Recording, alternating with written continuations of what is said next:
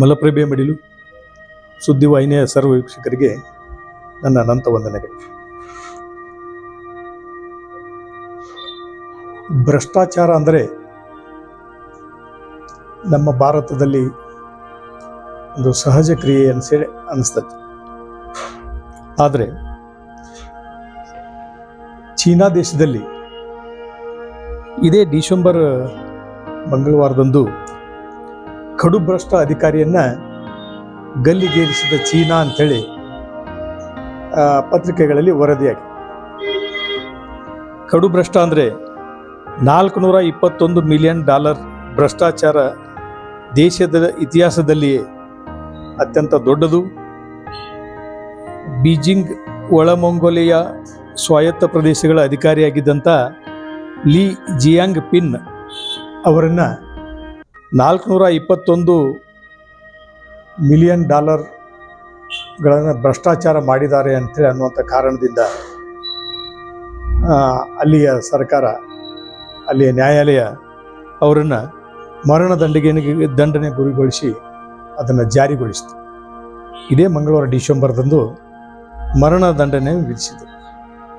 ಇದು ಜಗತ್ತಿನಲ್ಲಿಯೇ ಭ್ರಷ್ಟಾಚಾರಿಯನ್ನು ಗಲ್ಲಿಗೆ ಹಾಕಿದಂಥ ಒಂದು ಉದಾಹರಣೆ ನಮಗೆ ಕಂಡು ಬರ್ತಾ ಇದೆ. ಅದರಂತೆ ನಮ್ಮ ಭಾರತೀಯ ಮೂಲದ ಗೌತಮ್ ಅದಾನಿಯವರು, ಅವರಿಗೂ ಸಹಿತ ಅಮೇರಿಕಾದ ಕೋರ್ಟು ಕ್ರಿಮಿನಲ್ ವಿಚಾರಣೆಗೆ ಆದೇಶ ಮಾಡಿದೆ. ಇವರು ಸಹಿತ ನ್ಯೂಯಾರ್ಕ್ ನ್ಯಾಯಾಲಯದ 3 ಜಂಟಿ ವಿಚಾರಣೆಗಳಲ್ಲಿ $265 ದಶಲಕ್ಷ ಮೊತ್ತವನ್ನು ಭಾರತೀಯ ಸೋಲಾರ್ ಒಪ್ಪಂದಗಳಿಗೆ ಅಧಿಕಾರಿಗಳಿಗೆ ಲಂಚ ನೀಡಲು ಸಂಗ್ರಹ ಮಾಡಿದ್ರಂತೆ ಇವರು. ಅದಕ್ಕೆ ಸಂಬಂಧಿಸಿದಂಥ ಕ್ರಿಮಿನಲ್ ವಿಚಾರಣೆಯನ್ನು ಅಮೇರಿಕೆಯ ನ್ಯಾಯಾಲಯಗಳು ಆದೇಶವನ್ನು ಮಾಡಿದರು.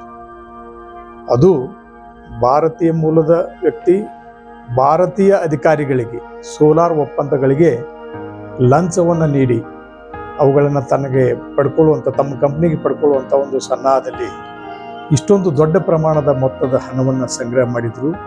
ಅದನ್ನು ಅಲ್ಲಿಯ ಒಂದು ನ್ಯಾಯಾಲಯ ವಿಚಾರಣೆಗೊಳಪಡಿಸಿ ಇವರಿಗೆ ಕ್ರಿಮಿನಲ್ ಮೊಕದ್ದಮೆಯನ್ನು ಮಾಡಿದರು. ಅದರಂತೆ ಸಹಿತ ಈಗ ಮತ್ತೆ ನಿನ್ನೆ ಒಂದು ಪತ್ರಿಕೆಯಲ್ಲಿ ವರದಿಯಾಗಿದೆ. ವಾಲ್ಮೀಕಿ ನಿಗಮಕ್ಕೆ ವಾಪಸ್ ಬಂತು $6,11,00,000 ಅಂತ. ಕಳೆದ 7 ತಿಂಗಳ ಹಿಂದೆ 7 ತಿಂಗಳ ಬಳಿಕ ಸುಮಾರು 6 ಖಾತೆಗಳನ್ನು ಮುಟ್ಟುಗೋಲು ಹಾಕಿಕೊಂಡಾಗ ಅಲ್ಲಿಂದ ಈ ಒಂದು ವಾಲ್ಮೀಕಿ ನಿಗಮದ ಹಣ ಆ ಖಾತೆಗಳಲ್ಲಿ ಸಂಗ್ರಹವಾಗಿತ್ತು. ಅದನ್ನು ಮುಟ್ಟುಗೋಲು ಹಾಕಿಕೊಂಡು ಹೊಳೆ ತಗೊಂಡಿದ್ದಾರೆ. ಅದು $6,11,00,000 ತಿರುಗಿ ಬಂದಿದೆ ಅಂತ.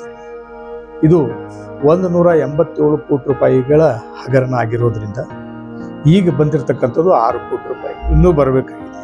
ಅಂದರೆ ಇಲ್ಲಿ ಭ್ರಷ್ಟಾಚಾರಕ್ಕೆ ಶಿಕ್ಷೆ ಅನ್ನೋದೇ ಇಲ್ಲ. ಭ್ರಷ್ಟಾಚಾರ ಮಾಡಿದವರು ಆತು, ಅವುಗಳನ್ನು ಏನೇನೋ ಮಾಡಿದರೂ ಸಹಿತ ಅವರು ಮತ್ತೆ ಜಾಮೀನು ತಗೊಂಡು ಹೊರಗೆ ಬಂದು ಮತ್ತೆ ತಮ್ಮ ಕಾರ್ಯಾಚರಣೆಗಳನ್ನು ಮುಂದುವರಿಸ್ತಾರೆ. ಆದರೆ ಚೈನಾದಲ್ಲಿ ಭ್ರಷ್ಟಾಚಾರ ಮಾಡಿದ ಅನ್ನೋದು ಒಂದೇ ಕಾರಣದಿಂದ ದಂಡನೆಗೆ ಒಳಪಡಿಸಿದರು. ಗೌತಮ್ ಅದಾನಿ ಅವ್ರನ್ನ ಅಮೇರಿಕಾ ಕೋರ್ಟು ಈ ಒಂದು ಶಿಕ್ಷೆಗೆ ಒಳಪಡಿಸ್ತಾ ಇದೆ. ಅದು ಭಾರತೀಯ ಕೋರ್ಟಿಗೆ ಏನಾದರೂ ಬಂದದ್ದಾದರೆ ಅದೇನಾಗ್ತೈತೆ ಅಂತ ಅನ್ನೋದನ್ನು ತಾವು ತಿಳ್ಕೋಬೇಕು. ಅದಕ್ಕೆ ಭ್ರಷ್ಟಾಚಾರಕ್ಕೆ ಕಡಿವಾಣ ಬಿದ್ದಾಗನ ಯಾವುದೊಂದೂ ಸುರಳಿತವಾಗಿ ಕೆಲಸ ಆಗ್ತೈತಿ. ಭ್ರಷ್ಟಾಚಾರಕ್ಕೆ ಕಡಿವಾಣ ಬೀಳಬೇಕು. ಪರದೇಶದಲ್ಲಿ ಈ ಥರ ಒಂದು ಉಗ್ರ ಕ್ರಮಗಳನ್ನು ಕೈಗೊಳ್ತಾ ಇದ್ದಾರಲ್ಲ, ಆ ಒಂದು ಕ್ರಮಗಳಿಂದ ನಮ್ಮ ಭಾರತವು ಎಚ್ಚೆತ್ತುಕೊಂಡು ಭ್ರಷ್ಟಾಚಾರ ನಿರ್ಮೂಲನೆ ಮಾಡಬೇಕು ಅನ್ನೋ ಕಾರಣದಿಂದ ಇಂಥ ಒಂದು ಉಗ್ರವಾದಂಥ ಕ್ರಮಗಳನ್ನು ಏನಾದರೂ ಕೈಗೊಂಡದ್ದಾದರೆ ಭ್ರಷ್ಟಾಚಾರ ಮಾಡಬೇಕಾದಂಥ ವ್ಯಕ್ತಿಗೆ ಒಂದು ಭಯ ಅನ್ನುವಂಥದ್ದು. ಈಗ ಭ್ರಷ್ಟಾಚಾರ ಮಾಡೋದಂದ್ರೆ ಸಾಮಾನ್ಯ ಆಗಿಬಿಟ್ಟಿದೆ. ಒಬ್ಬ ಭ್ರಷ್ಟ ಅಂತ ಕರೆಸ್ಕೋಬೇಕಾದ್ರೆ ಅಪಮಾನ ಆಗ್ತಿತ್ತು ಮೊದಲೆಲ್ಲ. ಈಗ ನೀವು ಭ್ರಷ್ಟಾಚಾರಿ ಅಂತಂದ್ರೆ ಭಾಳ ಹೆಮ್ಮೆಯಿಂದ ಅವರು ಹೇಳ್ಕೊತಾರೆ. ಅಂಥ ಒಂದು ಕಾಲ ಬಂದಿದೆ. ಅದು ಹೋಗಬೇಕು. ಬೇರೆ ದೇಶಗಳಲ್ಲಿ ಹೆಂಗೆ ಭ್ರಷ್ಟಾಚಾರಿಗಳಿಗೆ ಅಥವಾ ಇನ್ನಿತರ ಕ್ರಿಮಿನಲ್ ಮೊಕದ್ದಮೆಗಳನ್ನು ಮಾಡಿದಂಥವ್ರಿಗೆ ಶಿಕ್ಷೆಗಳಾಗ್ತಾವಲ್ಲ, ಅದೇ ತೆರನಾದ ಶಿಕ್ಷೆ ಭಾರತದಲ್ಲಿಯೂ ಆಗಬೇಕು. ಇಲ್ಲಿಯೂ ಸಹಿತ ಇಂಥ ಒಂದು ಶಿಕ್ಷೆಗಳಿಗೆ ಏನಾದರೂ ಒಂದು ಕ್ರಮಗಳಾದರೆ ಮಾತ್ರ ಇಲ್ಲಿ ಶಾಂತತೆ ಕಾಪಾಡ್ಕೊಂಡು ಹೋಗ್ಲಿಕ್ಕೆ ಆಕೈತೆ ಹೊರತು ಇದೇ ಥರ ಹಿಂಗೆ ಭ್ರಷ್ಟಾಚಾರನ ಮುಂದುವರ್ಕೊಂಡು ಹೋಗುವಂಥ ಒಂದು ಸನ್ನಿವೇಶ ಬರಬಾರ್ದು. ಇದು ನಿಲ್ಬೇಕಂತ ಹೇಳ್ತಾ ನನ್ನ ಮಾತು ಮುಗಿಸ್ತೀನಿ. ಜೈ ಹಿಂದ್, ಜೈ ಕರ್ನಾಟಕ.